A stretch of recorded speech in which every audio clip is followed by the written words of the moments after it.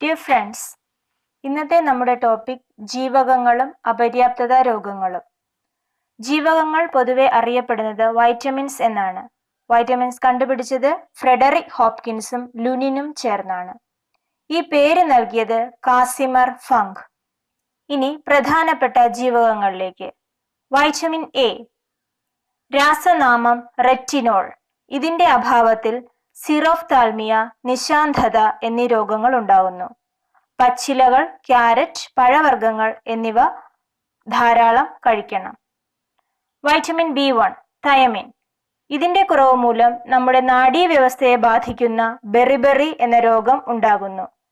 ഇത് വരാതിരിക്കാനായി തവിട് കളയാത്ത ധാന്യങ്ങൾ ധാരാളം കഴിക്കണം.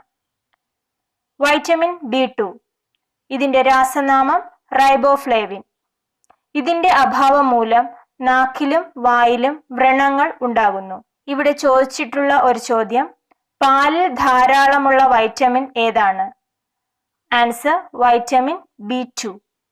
പാൽ, മുട്ട, പയറുവർഗ്ഗങ്ങൾ എന്നിവയിൽ വൈറ്റമിൻ B2 ധാരാളം അടങ്ങിയിരിക്കുന്നു.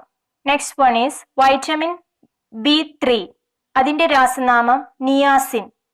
ഇതിന്റെ അഭാവം മൂലം പെലഗ്ര എന്ന ത്വക്കിനെ ബാധിക്കുന്ന രോഗം ഉണ്ടാകുന്നു.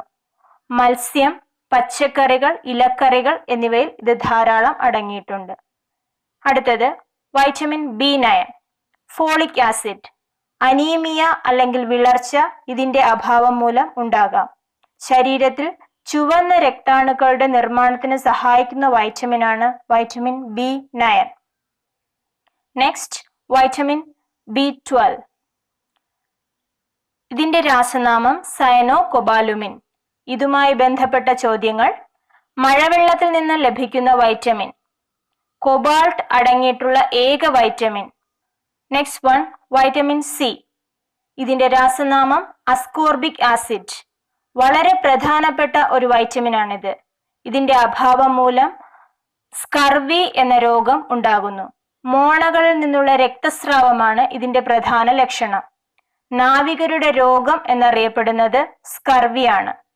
ഇതുമായി ബന്ധപ്പെട്ട് ചോദിച്ചിട്ടുള്ള ക്വസ്റ്റ്യനുകളിലേക്ക്.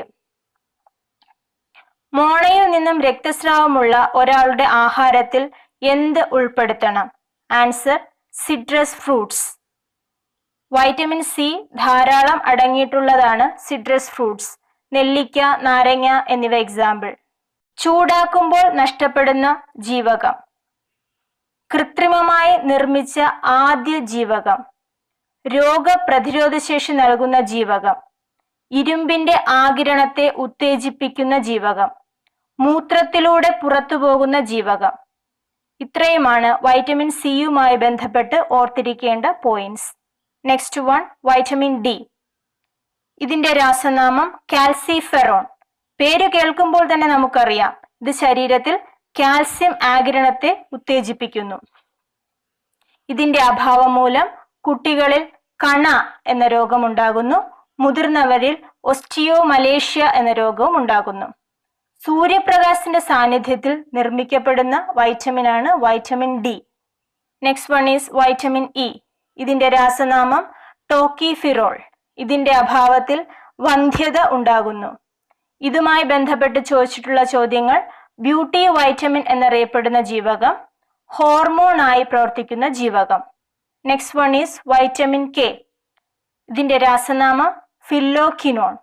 ഇതിന്റെ അഭാവം മൂലം മുറിവുകൾ കൂടി ധാരാളം രക്തനഷ്ടം ഉണ്ടാകുന്നു. Thank you.